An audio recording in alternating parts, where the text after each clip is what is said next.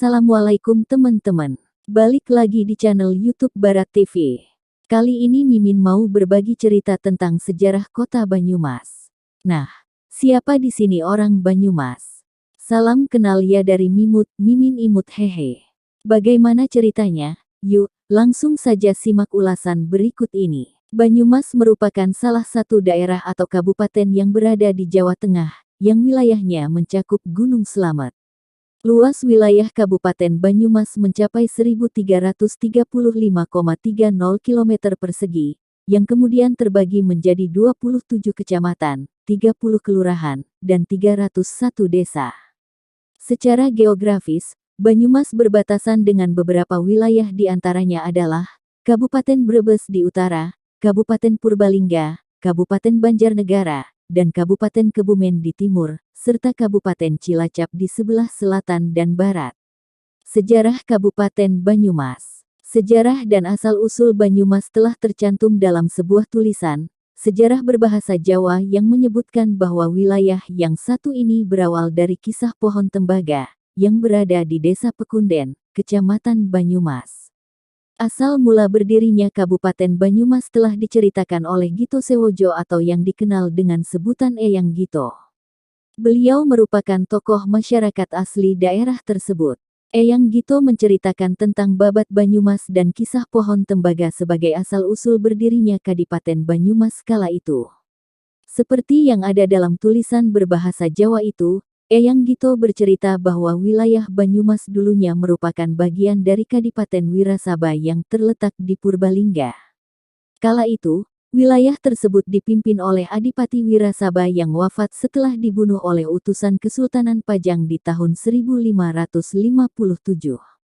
Menantu dari Adipati Wirasaba yaitu Raden Joko Kaiman kemudian menjadi penguasa baru Kadipaten Wirasaba. Setelah menjadi seorang adipati, Raden Joko Kaiman kemudian bergelar Adipati Wargo Utomo II, karena Adipati Wirasaba yang dibunuh itu bergelar Adipati Wargo Utomo I. Dalam sejarahnya, Adipati Wargo Utomo II kemudian mendapat sebuah wangsit untuk membuka wilayah baru yang berada di barat laut Desa Kejawar yang terdapat pohon tembaga. Maka dari itu, dirinya kemudian mencari pohon tembaga tersebut, setelah mendapatkan wangsit dari ayah dan ibu angkatnya, yakni Kiai Meranggi dan Nyai Meranggi. Pada saat itu dirinya menyampaikan isi dari wangsit yang didapatnya, dan orang tua angkatnya itu memastikan jika wangsit tersebut merupakan bisikan dari Yang Maha Kuasa. Adipati Wargo Utomo pun langsung mencari pohon tembaga berdasarkan wangsit yang didapatkannya dan menuju arah barat laut dari Desa Kejawar yang kala itu masih berupa rawa. Di rawa ini terdapat banyak pohon-pohon, sehingga disebut hutan. Anehnya, Adipati Wargo Utomo II bersama orang tua angkat dan para pengikutnya dari Wirasaba, bisa menunjuk dan bisa memastikan bahwa inilah pohon tembaga, kata Eyang Gito. Setelah menemukan pohon tersebut, Adipati beramai-ramai bersama rakyatnya langsung membabat rawa tersebut. Lumpur rawanya dibuang, dikeringkan. Pohon-pohon yang ada ditebangi semuanya, kecuali pohon yang ditunjuk tadi pohon tembaga ucapnya. Setelah selesai pembabatan hutan itu pada 1571, tanah tersebut bisa dihuni oleh rakyatnya.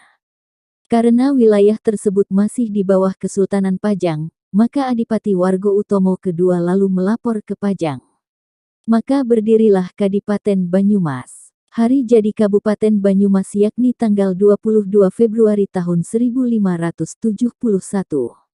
Setelah dikonversikan ke dalam kalender Islam, tanggal tersebut bertepatan dengan tanggal 27 Ramadan 987 H.